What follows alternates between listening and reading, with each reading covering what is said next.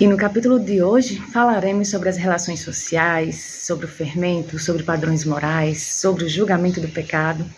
Estamos falando do capítulo 5 da primeira epístola aos Coríntios, que nós vamos ler agora.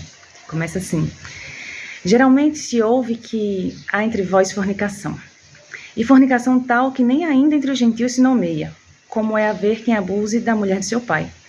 Estais ensoberbecidos, e nem ao menos vos entristecestes, por não ter sido dentre vós tirado quem cometeu tal ação. Eu, na verdade, ainda que ausente no coração, mas presente no espírito, determinei como se estivesse presente, o que tal ato praticou. Em nome de nosso Senhor Jesus Cristo, juntos vós e o meu espírito, pelo poder de nosso Senhor Jesus Cristo, seja entregue a Satanás para a destruição da carne, para que o espírito seja salvo no dia do Senhor Jesus. Não é boa a vossa jactância. Não sabeis que um pouco de fermento faz levedar toda a massa? Alimpai-vos, pois, do fermento velho, para que sejais uma nova massa, assim como estáis sem fermento. Porque Cristo, nossa Páscoa, foi sacrificado por nós.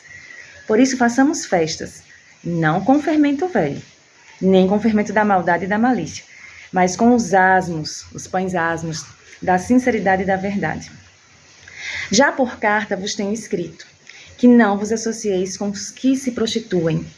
Isso não quer dizer absolutamente com os devassos deste mundo, ou com os avarentos, ou com os roubadores, ou com os idólatras, porque então vos seria necessário sair do mundo.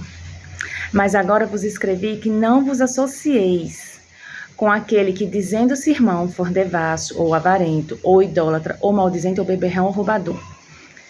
Entende?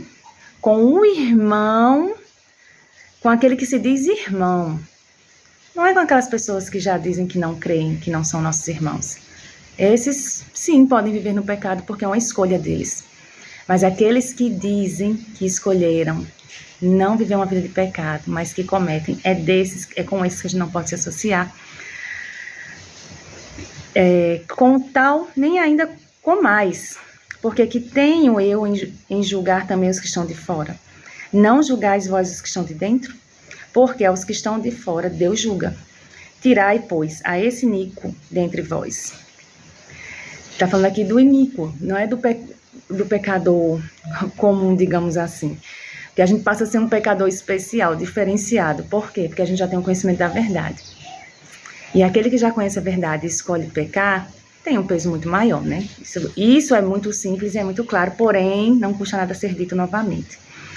Aqui no versículo 11, né?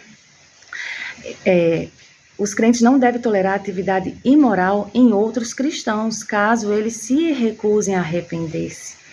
Claramente nos diz que muitos que chamam a si mesmos de cristãos ou irmãos pratiquem esses pecados. Refere-se primariamente aqui à ceia do Senhor. Mas as pessoas que, como a gente costuma dizer, já estão no mundo, refere-se ao convívio e aos relacionamentos comerciais normais com aqueles que não são convertidos, que é diferente do convívio e dos relacionamentos com aqueles que professam a Cristo. Eu entendo assim, irmãos, você não vai comprar banana e pergunta assim, aquela pessoa é crente ou não é? Aquela pessoa tem vícios, tem pecados? Não tem como a gente viver assim.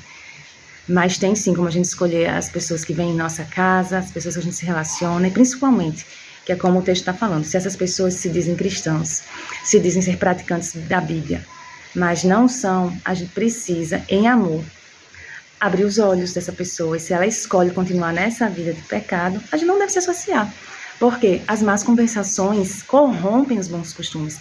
Percebe que são as más conversações? Então, assim, essas más conversações podem vir de dentro da igreja ou de fora da igreja. Vem de pessoas, não está selecionando aqui as pessoas. Então, a gente tem que ter muito cuidado com o que a gente ouve, com o que a gente vê e principalmente com o que a gente fala, que é o que contamina o homem, não é o que a gente come.